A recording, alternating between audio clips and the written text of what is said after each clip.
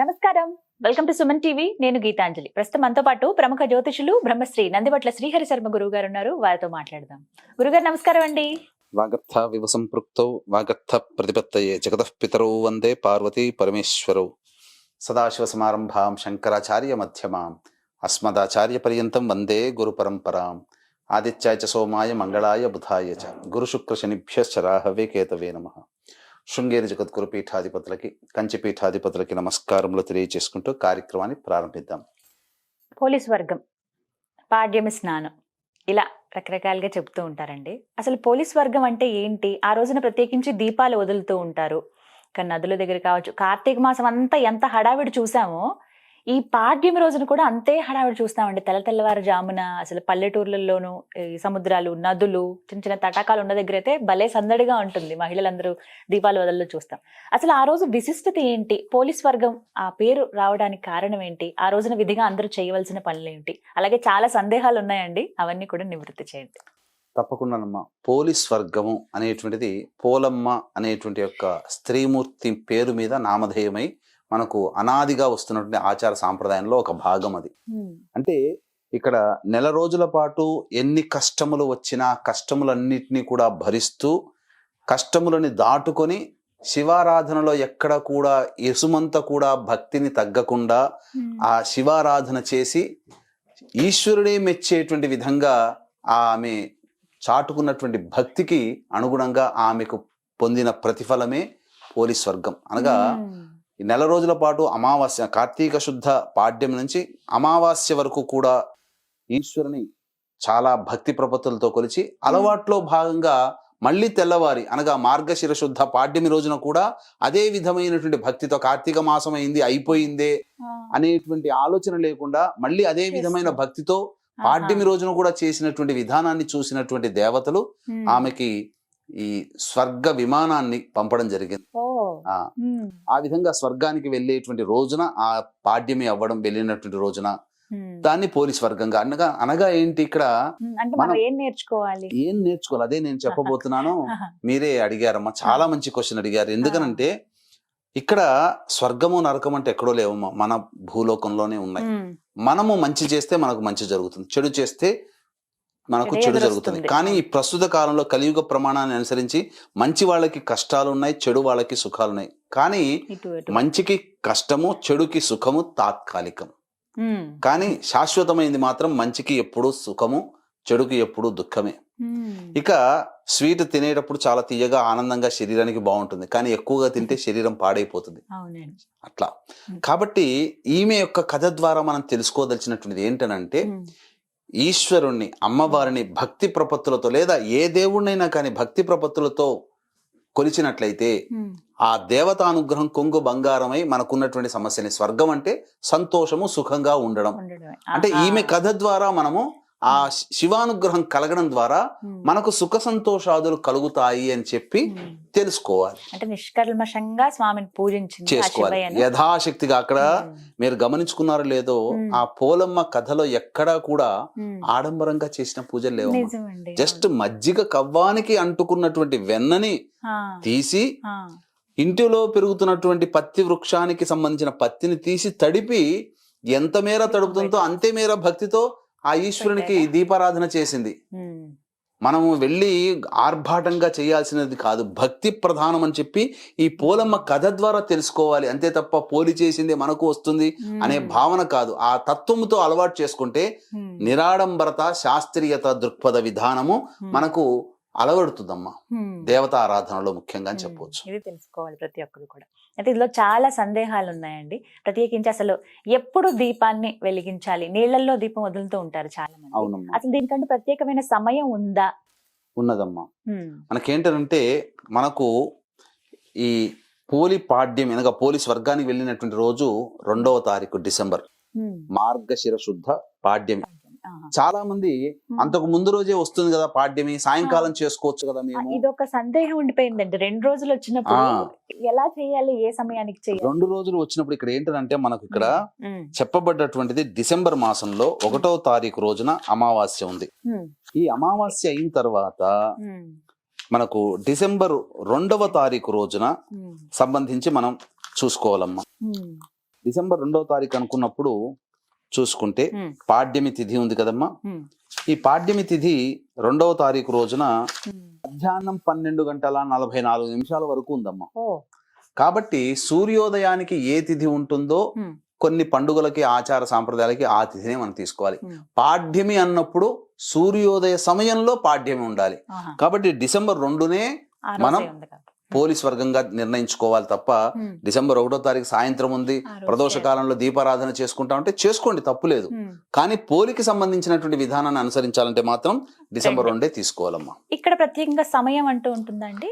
సమయం ఉందమ్మా. ఆ. బ్రహ్మ ముహూర్త కాలంలోనే లేచి ఉమ్, సూర్యుడు తులారాశిలో ఉంటాడు. ఉమ్, ఆ తులారాశిలో ఉండగానే చన్నీటితో స్నానం ఆచరించి ఉమ్, తల స్నానం చేయాల్సిందేనమ్మా. ఉమ్, ఆ రోజున చక్కగా తల స్నానం, అభ్యంగన స్నానం అంటే నువ్వుల నూనె అవన్నీ ఏమి రుద్దుకోకుండా ఉమ్, తల స్నానం ఆచరించి, ఉమ్. ఆ రోజు సోమవారం అయింది విశేషంగా. ఆ, సోమవారము మనఃకారకుడైనటువంటి వాడు నవగ్రహాల్లో చంద్రుడు. ఆ రోజు కార్తీక మాసం కాకపోయినా ఉమ్, కార్తీక మాసం అయిపోయిన మరుసటి రోజు సోమవారం అయింది. ఉమ్, కాబట్టి విశేషంగా 4 సోమవారాల పాటు ఆచరించిన వాళ్ళు, ఉమ్, నెల రోజుల పాటు శివానుగ్రహాన్ని పొందిన వాళ్ళు ఉమ్. ప్రత్యేకించి ఆ సోమవారం రావడం మన అదృష్టం. ఆహా. ఎందుకనంటే పూజ చేసుకునే ఆఖరి రోజు సోమవారం అవ్వడం. ఉమ్, కాబట్టి ఆ సోమవారం రోజున ఉమ్, చంద్రహోర ఉంటుంది. 6:18 నుంచి 7:18 వరకు. ఉమ్, ఆ చంద్రహోరలోనే ఉమ్. చక్కగా దీపారాధన చెయ్యాలి. ఏ విధంగా చెయ్యాలి అని ఎలా అనుకున్నప్పుడు చేయాలి అనేదే సందేహం. ఎలా చేయాలి? ఉమ్, చాలా మంది నదీ స్నానం అనగా పొద్దునే నదీ స్నానం ఆచరించి 6:18 నుంచి 7:18 ఉమ్, ఈ పోలమ్మ కథని గనక చదువుకుంటూ ఉమ్, ఆ సమయంలో అరటి డొప్పల్లో కానీ ఉమ్.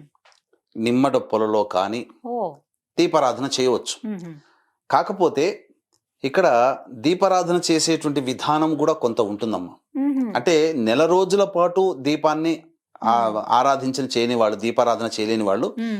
ఆ 30 ఒత్తులను కూడా ఆ రోజు పోలీస్ వర్గం రోజున ఓహో. పెట్టవచ్చు. 30 ఒత్తులు పెట్టచ్చు. కొట్టవచ్చు. అంటే 30 ఈ కార్తీక మాసం అన్నాళ్ళు చేసినట్టుగా లెక్క కిందకి వస్తుంది. ఎందుకంటే ఇక్కడ భావన యద్భావం తద్భవతి. కొంతమంది ఆసక్తి ఉంటారు, కొంతమంది మర్చిపోయి ఉంటారు. కొంతమంది స్త్రీలకి 30 రోజులు లెక్క రాదు కదమ్మా. ఇప్పుడు మీకు ఒక మాసంలో వాళ్ళకి ఋతుక్రమం వచ్చినప్పుడు ఆటంకం వస్తుంది, 4 రోజులు పోతాయి. 5వ రోజు మాత్రమే దేవతారాధనకి పనికి వస్తారు, శరీరం పనికి వస్తుంది. కాబట్టి ఆ 4 రోజులు మైనస్ అయిపోయింది, 30 రోజులు చేసుకోలేకపోయామే అని బాధపడుతుంటారు కదా. అందుకని 30 ఒత్తుల దీపారాధన ఈ పోలీస్ వర్గం రోజున చేస్తే కార్తీక మాసం నెల రోజుల పాటు దీపారాధన చేసిన పుణ్య ఫలితం మనకు దక్కుతుంది. ఆ విధంగా 6:18 నుంచి 7:18 అరటి డొప్పల్లో కానీ నిమ్మ డొప్పలలో కానీ లేకపోతే మనకు మామూలుగా బయట కొన్ని దొరుకుతాయమ్మా, ఈ డొప్పల్ లాంటివి దొరుకుతాయి. అందులో కూడా ఆవు నేతితో దీపారాధన విశేషం. మనకు ఈ అరటి డొప్పలు డొప్పలు తయారు చేస్తారు. మోదుగాకుల డొప్పలు పెట్టి అందులో కూడా దీపారాధన చేయొచ్చు. నదీ తీరంలో ఉన్న వాళ్ళు అయితే అదృష్టవంతులు, ఎందుకంటే నదిలోనే వదులుతారు. చెరువులో ఉన్న వాళ్ళు అయితే అదృష్టవంతులు, తటాకములు సరస్సులు ఉన్న వాళ్ళు అదృష్టవంతులు, సముద్రంలో అయితే వదలలేము. అక్కడ కష్టమే. అయితే ఇవేవి కుదరని వాళ్ళకి ఎలా అసలు ఆ రోజున దీపాలు ఎలా వదలాలి? ఇప్పుడు హైదరాబాదు పరిసర ప్రాంతాల్లో చాలా మందికి ఉండదు, సముద్ర తీరం వైజాగ్ లో ఉండదు. కాబట్టి అటువంటి వాళ్ళు ఏంటంటే కనీసము శుద్ధమైనటువంటి నీరు చక్కగా ఒక బకెట్ లో తీసుకోవాలి, లేదా ఒక పెద్ద టబ్బు తీసుకోవాలి. పెద్ద టబ్బు తీసుకొని ఆ యొక్క టబ్బులో నీటి నిండా నీళ్లు నింపి, అది కూడా శుద్ధమై ఉండాలి. మన ఇంట్లో తెచ్చుకున్నటువంటి గోదావరి, కాశీ, గంగా ఇవన్నీ నదులు నీళ్లు ఉంటాయి కదా, ఆ నీరు కొద్దిగా వేస్తే పవిత్రత అవుతుంది. అప్పుడు అందులో కొంత చిటికెడు పసుపు వేసినా పవిత్రత అవుతుంది.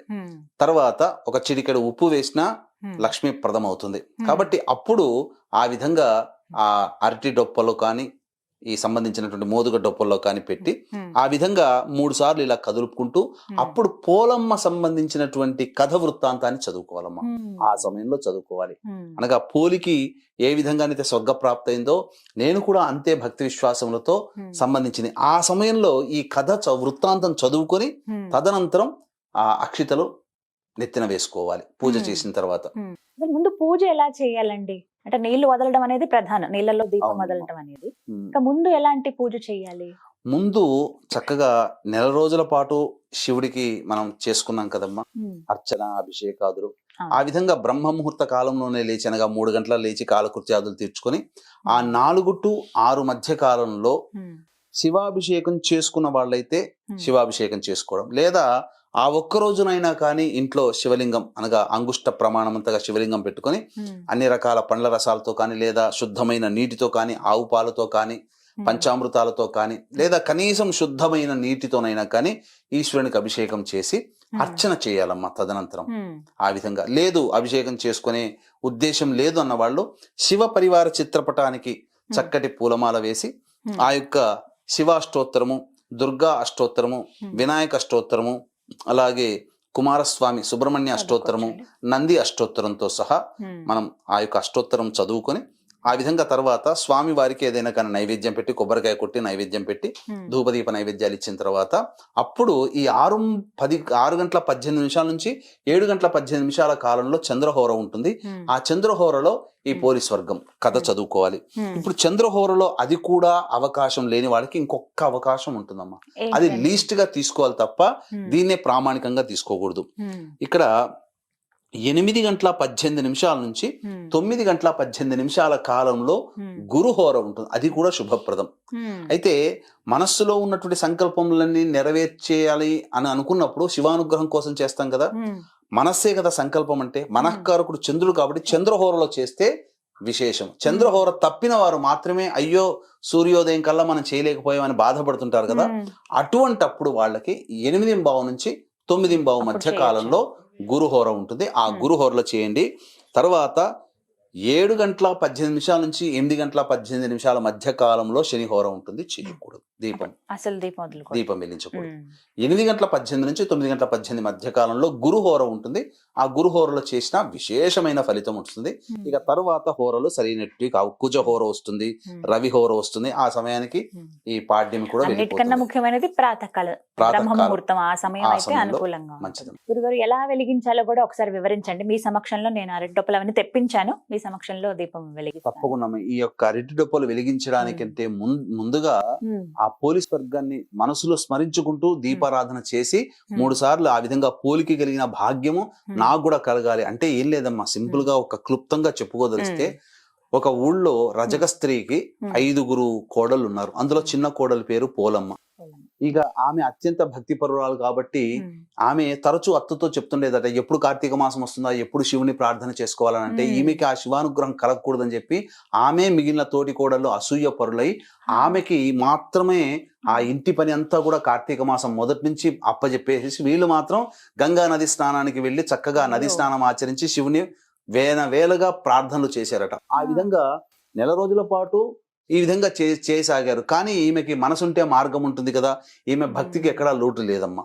భక్తికి లోటు లేకుండా ఇంటి పని, వంట పని అన్ని రకాలుగా చేసుకుంటూ ఆ పోలమ్మ భక్తి అంటేగా ఈ అత్తాకోడలు కలిసి, మిగిలిన అత్తాకోడలు కలిసి ఏం చేశారంటే, ఒత్తులు లేకుండా, దీపారాధన నూనె లేకుండా, అసలు ఏవి కూడా పూజా ద్రవ్యం లేకుండా ఉత్త ఇంటినే అప్పజెప్పిపోయేవారట ప్రతిరోజు కూడా. కానీ ఆమెకి మనసుంటే మార్గం ఉంటుంది కదా. ఆమె ఇంట్లో మన మజ్జిగ చిలకడానికి కవ్వం వాడతారు కదా. ఆ కవ్వానికి అంటుకున్నటువంటి వెన్నను తీసి ఇంటి పొదట్లో మన పత్తి చెట్లు అప్పట్లో మొలిసేటివి కదా, ఆ ఇంట్లో పెట్టుకునే వాళ్ళు కాబట్టి ఆ పత్తి గింజల నుంచి పత్తి చేసి 2 ఒత్తుల్ని దీపారాధన చేసి ఆ ఈశ్వరుని చిత్రపటం దగ్గర దీపారాధన చేసి నమస్కారం చేశారు దీపం చేసి.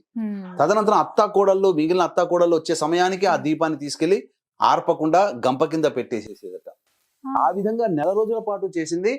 అలవాట్లో భాగంగా ఆ కార్తీక మాసం అమావాస్య అయిన తెల్లారి కూడా ఆ విధంగా చేసేసేసరికి ఆ ఈశ్వరుడు చాలా ప్రసన్నత నొందాడట. అమ్మా, నీలాంటి భక్తి పరురాలు నేను ఇంతవరకు చూడలేదు. ఎన్ని కష్టములు వచ్చినా నువ్వు నాకు ప్రతిరోజు కూడా తప్పకుండా నాకు దీపారాధన చేశావు. నీకు ఇంకా మోక్షాన్ని ప్రసాదిస్తున్నానని చెప్పి స్వర్గలోకం నుంచి విమానాన్ని పంపించాడు. ఆ విమానం రాగానే స్నానం చేసుకుని వస్తున్నారు కదా వీళ్ళు అత్తాకోడళ్ళు, మా కోసమే వచ్చింది అనుకుని సంతోషపడుతూ ఎగురుకుంటూ వచ్చారట. కానీ ఎగురుకుంటూ వచ్చి ఆ విమానం ఎక్కుతూ ఉంటుంటే, నువ్వు కాదు, మీరందరూ కాదు వెళ్లాల్సింది పోలమ్మ అని చెప్పి ఇంట్లో పని చేసుకుంటున్న పోలమ్మని పిలిచారట. పిలిచి ఆ పోలమ్మను కూర్చోబెట్టగానే ఆమెకి ఆనందానికి హద్దులు లేవు. అలా స్వర్గంలో కూర్చోగానే, ఆ యొక్క స్వర్గ విమానంలో కూర్చోగానే ఆమెకి స్వర్గంగా పైకి వెళ్తుంది. ఆమెకి ఏ మాత్రం కూడా అవకాశం ఇవ్వకూడదని అత్త కోడలందరూ కలిసి ఆమె కాళ్ళని పట్టుకున్నారట. ఆమె కాళ్ళని అత్త కాళ్ళని మిగతా కోడలు అలా పట్టుకొని లాగుదామనేసరికి ఆ విమానం ఎగిరింత వరకు ఎగిరి దేవదూతలు ఆమె అత్తని చేతిని విదిల్చారట. అంతటా కింద పడిపోయారు వాళ్ళు. ఆమె బొందితోనే స్వర్గానికి వెళ్ళింది. అంటే ఇక్కడ అత్యంత భక్తి ప్రపత్తులతో ఒక స్త్రీమూర్తి కొలిచినటువంటి విధానంగా ఆమెకి స్వర్గం అంటే సుఖ సంతోషాదులు, అనుకున్న పనులన్నీ నెరవేరాయని అనుకోవాలి ఇక్కడ. ఆ విధంగా మాకు కూడా ఆ భాగ్యాన్ని కలిగించు, పోలికి దక్కిన స్వర్గమే మాకు దక్కాలి అనే భావనతో ఈ స్త్రీమూర్తులందరూ కూడా ఆ యొక్క దీపారాధనతో చేసుకొని చక్కగా ఆ దీపారాధన చేసుకోవాలమ్మా. ఆ విధంగా ఇప్పుడు మీరు అన్నట్టుగా మనం వెలిగించి చూయిద్దాం, చక్కగా దీపారాధన చేసి ఏ విధంగా ఆ కథను చదువుకుంటూ మనసులో చదువుకుంటూ ఆ దీపారాధన చేసుకుంటే మంచిది. ఇక దీపారాధన చేసేటప్పుడు ఏ యొక్క శ్లోకం చదువుకోవాలనేది కూడా తెలియచేసుకుందాం అమ్మా. వీక్షించేటువంటి ప్రేక్షకులకి గమనిక, ఈ యొక్క పోలి స్వర్గము పొందినటువంటి డిసెంబర్ 2వ తారీఖు రోజున గోకర్ణ క్షేత్రంలో జాతకరీత్యా కలుగు విద్య, వివాహ, ఉద్యోగ, దాంపత్య, సంతాన, అనారోగ్య సమస్యలకి మరియు వృషభ, మిథున, కర్కాటక, సింహ, తుల, వృశ్చిక, మకర, కుంభమీన రాశిలో జన్మించిన వారికి శనిదోష పరిహారార్థమై సర్వదోష నివారణ పూజలు, హోమాలు పర్ హెడ్ 1500 రూపాయలకి చేయించడం జరుగుతుంది. అవకాశం ఉన్న వాళ్ళు కార్యక్రమ తదనంతరం కాంటాక్ట్ చేసి మీ గోత్రనామాలు నమోదు చేసుకోవచ్చు.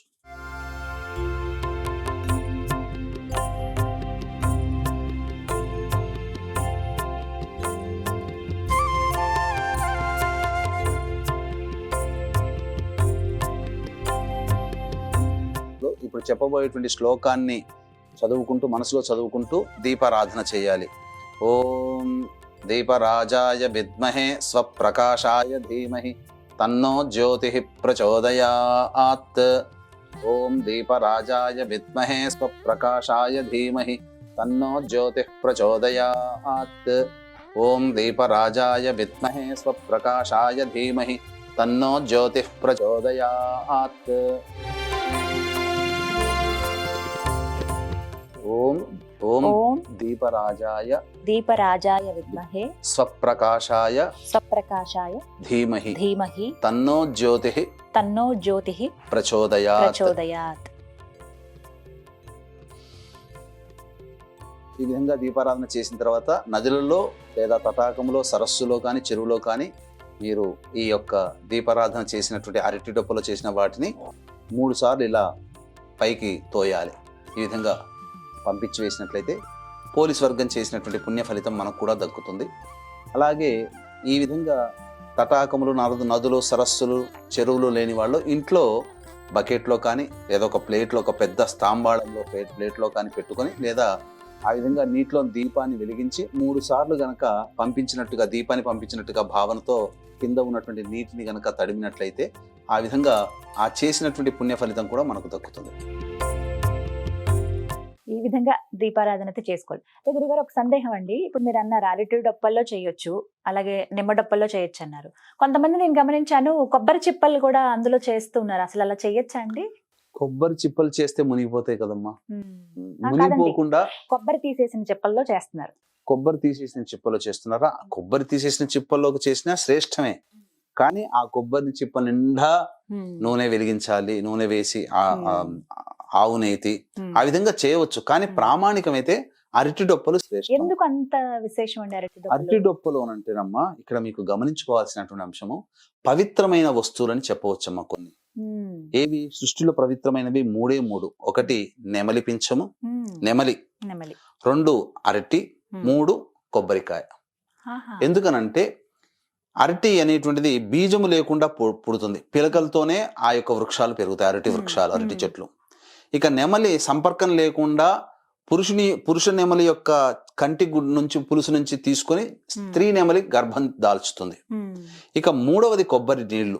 కాబట్టి ఎవరు ముట్టుకోకుండా ఉన్నటువంటిది నీరు, అది శుద్ధమైన నీరు. అందుకనే కొబ్బరికాయనే మనం ఈ యొక్క పూజా విధానంలో వాడతాం. కాబట్టి మనం ప్రథమంగా ఇవ్వాల్సిన ప్రిఫరెన్స్ మాత్రం అరటి డొప్పలకు ఇవ్వాలి ప్రాధాన్యత. మిగతావన్నీ కూడా తదనంతర ప్రాధాన్యతలుగా తీసుకోవాలి. కొబ్బరికాయ చిప్పలు, 3వది ఈ విధంగా చెప్పినటువంటి నిమ్మ డొప్పలు కూడా చేసుకోవచ్చమ్మా. గురుగారు, ఈ రోజున మరి దీపదానం చేయొచ్చా అండి? ఎందుకంటే కార్తీక మాసంలో దానాలు చాలా విశేషం అని చెప్పారు మీరు.